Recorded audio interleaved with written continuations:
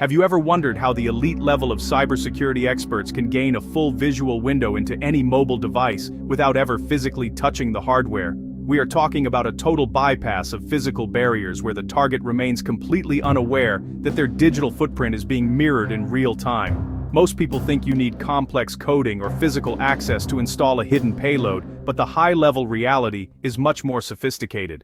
Today, we are breaking down the architectural framework of remote cloud monitoring. This is the exact methodology used to bridge the gap between two devices using nothing but existing synchronized data streams. Before we dive into these 4 professional methodologies, a critical notice. This video is for educational purposes only. We do not advise or condone the use of this information to infiltrate anyone's privacy or violate any legal boundaries. Use this knowledge strictly to understand how to secure your own data and recognize the vulnerabilities in your personal cloud infrastructure. Also, if you find yourself needing more specialized resources or direct help with these concepts, make sure you check the pinned comment or the video description right now for the full details. Now, before we reveal the first protocol, I have a question for you. Do you believe it is actually possible to stay 100% private in 2026, or is every device eventually a target? Drop your answer in the comments right now. I want to see your perspective. While you are down there, make sure to hit that like button and subscribe to Point Access Hacking with notifications turned on, because the algorithms are changing and you don't want to miss our next deep dive into mobile vulnerabilities. Methodology number 1 involves the Synchronized Backup Interception. This is really the foundation of remote monitoring. Both iOS and Android systems rely on a continuous handshake with the cloud to preserve user data. When you have the cloud credentials, you aren't hacking the phone. You're essentially becoming the cloud. By leveraging the API of the backup service, a professional can pull down encrypted archives of messages, call logs, and even deleted photos. The device itself never sends a notification, because the request is coming from a trusted source. It is a ghost-level entry point that bypasses traditional on-device security prompts. This leads us directly into the second pro way, the virtual instance mirror. This is where things get truly advanced. Instead of just looking at old data, this strategy involves spinning up a virtualized environment of the target operating system on a secondary server.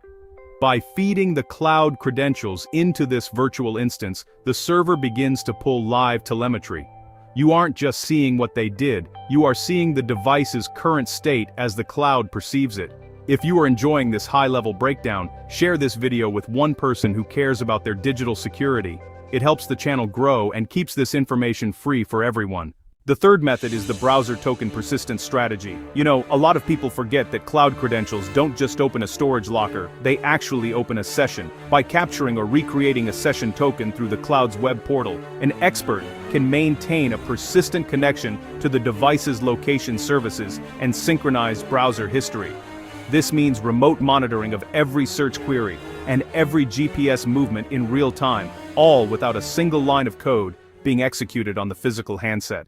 Finally, method 4 is the ecosystem integration exploit. Both major mobile ecosystems now allow for Find My features and family sharing protocols. By strategically navigating the permissions within the cloud dashboard, one can elevate a standard account to a managerial role within the ecosystem. This grants native, built-in access to the device's microphone logs and screen time reports. It really is the ultimate no-install solution, because the software is already part of the factory operating system.